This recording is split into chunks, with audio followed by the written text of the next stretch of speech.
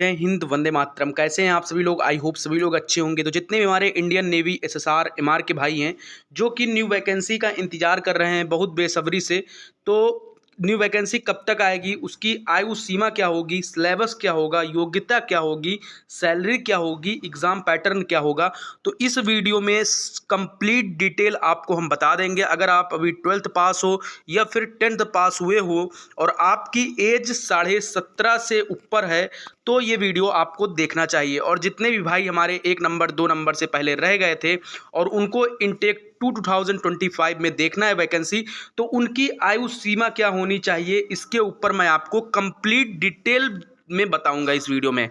अगर आप चैनल पे नए हो तो चैनल जरूर सब्सक्राइब कर लो, क्योंकि इंडियन नेवी से रिलेटेड ये चैनल अपडेट देता है, आप लोगों के साथ रहता है। तो आप सभी लोग टेलीग्राम चैनल भी ज्वाइन कर लो, और मन हो भाई तो चैनल जरूर सब्सक्राइब कर लो, क्योंकि आपका भाई आपके लिए ऐसे ही वीडियो लाता रहेगा। ठीक है ना?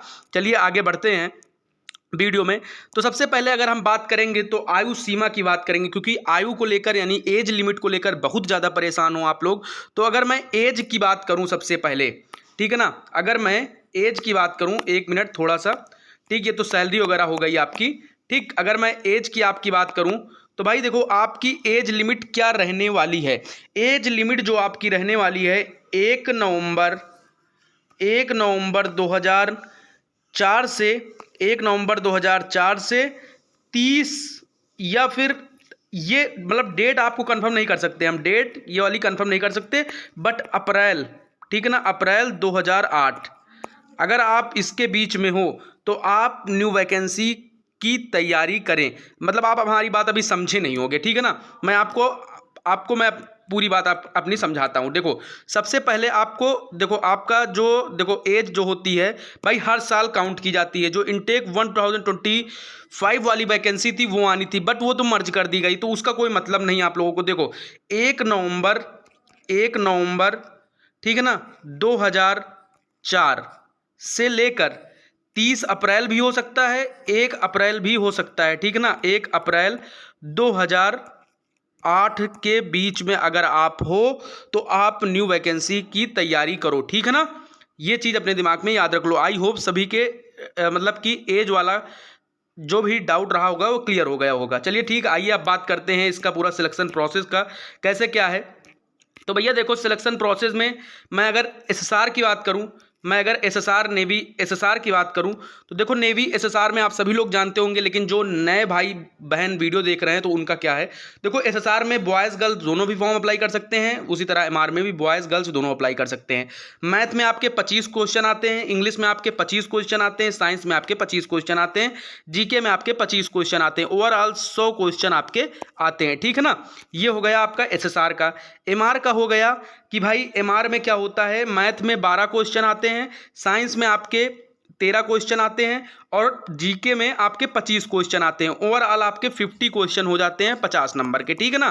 ठीक, तो ये हो गया आपका एसएसआर एमआर का जो सिलेबस है। ठीक, सिलेबस का मतलब अब एसएसआर में अगर बात करें तो नंबर का जो आपका एग्जाम होगा कितने टाइम का होगा, तो वो 1 घंटे की टाइमिंग मिलेगी, यानी 60 मिनट। एक मार्क्स का हर हर क्वेश्चन 1 मार्क्स का रहेगा। निगेटिव मार्किंग 0.25 की निगेटिव मार्किंग एसएसआर में रहेगी, सेम ही एमआर में ही रहेगी, ठीक है ना। एमआर में भी वही वही जो एसएसआर में है वही चीज़ एमआर में भी है, ठीक है ना। आपका 30 मिनट, बट इसमें जो है इसमें 60 मिनट टाइमिंग थी, एमआर में 30 मिनट टाइमिंग आपको मिलेगी, ठीक है ना। जो हर क्वेश्चन आपका 1 नंबर का होगा, निगेटिव मार्किंग आपकी 0.25 की आपकी निगेटिव मार्किंग रहेगी। ठीक, अब बात करते हैं कि हाइट, इसमें क्योंकि हाइट को लेकर बहुत ज़्यादा गर्ल्स भी परेशान थी, बहुत ज़्यादा बॉयज़ भी हमारे परेशान थे कि हाइट क्या भैया। तो बॉयज़ का तो भाई हमेशा के लिए क्लियर था, बट गर्ल्स अब की बार मेडिकल से वापस की गई जब उनका स्टेज सेकेंड था, ठीक है ना। अगर मैं बात करूँ हाइट की, तो भैया हाइट जो है 157 centimetre boys and girls both की होनी चाहिए, ठीक है ना। चेस्ट में गर्ल्स का कोई मतलब ही नहीं है, बट बॉयज़ का 77 सेंटीमीटर प्लस 5 सेंटीमीटर उनका सीना मतलब फूलना चाहिए। ठीक, आई 6/9 और 6/6 की होनी चाहिए, ठीक है ना। तो 6/6 से लेकर 6/9 तक चल जाएगी। ठीक, तो ये आपका हो गया। ठीक, अब अगर मैं मेडिकल की बात करूं भाई, मेडिकल होता है, अभी मैं आपको और बताऊंगा मेडिकल में क्या क्या चेक होता है। हाइट चेक होती है, वेट चेक होता है, चेस्ट चेक होता है, हेल्थ टेस्ट होता है, फिजिकल टेस्ट होता है, प्राइवेट पार्ट्स भी चेक होते हैं।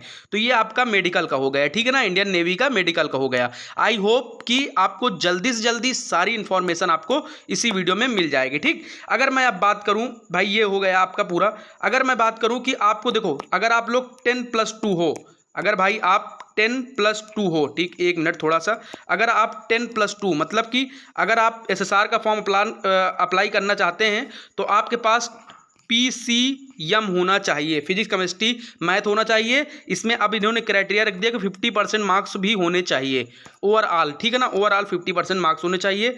MR में इसका कोई मतलब नहीं है, बट MR में भी आपके, अगर आप बायो से हो तो MR में अप्लाई कर सकते हो, ठीक है ना। तो MR का ये हो गया। अगर मैं अब बात करूँ कि सैलरी वगैरह की बात करूं, सिलेबस हो गया हमारा। सिलेबस जो है हमारा वही था भाई, 25-25 नंबर का जो था सिलेबस आपका, देख लीजिए जाके, साइट डाउनलोड कर लीजिएगा जाके, ठीक है ना।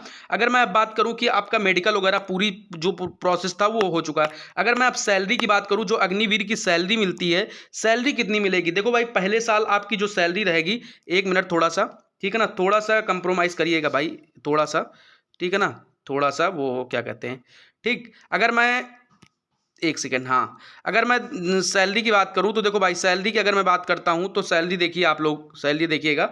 सैलरी की अगर मैं बात करूँ, एक सेकेंड, थोड़ा ज़्यादा डिस्टर्ब कर दिया हमने आपको, ठीक है ना। अगर मैं सैलरी की बात करूँ तो फर्स्ट ईयर आपकी 30,000 रहेगी। आपको आपके अकाउंट में कितनी आएगी, 21,000, 9,000 कट जाएगी, ठीक है ना, ठीक है ना। उसी तरह 33,000 दूसरे साल, 36,500 तीसरे साल, चौथे साल 40,000। तो भाई इसमें जो आपको इन हैंड सैलरी मिलेगी, यानी आपके अकाउंट में आएगी, पहले साल 21,000 आएगी 12 महीने, फिर 12 महीने अगले, जब दूसरा साल लगेगा तो 23,100 रुपये, फिर तीसरा साल लगेगा तो 25,580 रुपये, वहीं पर चौथा साल लगेगा तो 28,000 रुपये आपकी सैलरी हो जाएगी, ठीक है ना। ये सारा कट पिट के आपको 5 लाख अप्रॉक्स, मतलब 5 लाख के ऊपर ही पैसा मिलेगा, ठीक है ना। ये मतलब जमा हो जाएगा वहाँ पे। उसके बाद सरकार की तरफ से 5 लाख, तो ये 10 लाख, यानी कि 10 लाख वो टोटल ओवरऑल मिला के 11 लाख रुपए आपको, 11,71,000 रुपये आपको मिलेगा, ठीक है ना। तो भाई 4 साल के लिए, बट ये माने चलिए 4 साल नहीं है, परमानेंट होना ही होना है, ठीक है ना। तो जितने भी भाई हैं, जितनी भी बहनें हैं, एकदम रेडी हो जाओ, तैयारी स्टार्ट कर दो अपनी। अगर आप 157 सेंटीमीटर अगर आपकी हाइट है, ठीक है ना, आपकी हाइट 157 सेंटीमीटर है, ठीक, आपकी आई बढ़िया है, बेस्ट है, तो आप भैया नेवी में बेस्ट जा सकते हो। साल में 1-2 बार वैकेंसी आती हैं, तो आप मतलब बढ़िया से बढ़िया काम कर सकते हो, ठीक है ना, नेवी में जाके अपनी देश सेवा कर सकते हो, ठीक है ना। और दूसरी चीज़ मैं आपको बताना चाहता हूँ, आयु भी बता दिया कि भैया 1 नवंबर 2004 से 30 अप्रैल भी हो सकता है, 1 अप्रैल भी हो सकता है, ये कंफर्म नहीं है, ठीक ना। 2008, अब वैकेंसी आपकी कब आएगी, ठीक ना। अगर मैं वैकेंसी की बात करूं कि आपकी वैकेंसी कब आएगी, तो अगर मैं वैकेंसी की बात करता हूं भाई, तो आपकी जो वैकेंसी है, इंडियन नेवी की जो वैकेंसी है आपकी, वो वैकेंसी अप्रैल से पहले नहीं आने वाली, ठीक है ना। अप्रैल के बाद ही आपकी वैकेंसी आएगी इंडियन नेवी की, ठीक। तो जितने भी भाई हैं, बहन हैं, एक चीज़ दिमाग में याद रखना कि अप्रैल तक आप लोगों के पास सुनहरा मौका है, ठीक है ना। अप्रैल तक आप लोगों के पास सुनहरा मौका है, आप लोग एकदम तैयारी अच्छे से कर लो, क्योंकि सुनहरा मौका आप लोगों के पास अप्रैल में है। अप्रैल के बाद ही आप लोगों की वैकेंसी आएगी। इसी तरह आप लोगों की भी अगली बार ज्वाइनिंग 2025 में होगी। तो आई होप आपको ये वीडियो समझ में आया होगा, आपके सारे डाउट क्लियर हो चुके होंगे, ठीक है ना। तो सभी भाइयों को जय हिंद, वंदे मातरम। और चैनल पर नए हो तो चैनल जरूर सब्सक्राइब करिएगा, उसके साथ साथ टेलीग्राम चैनल भी जरूर ज्वाइन करिएगा। सभी भाइयों को जय हिंद।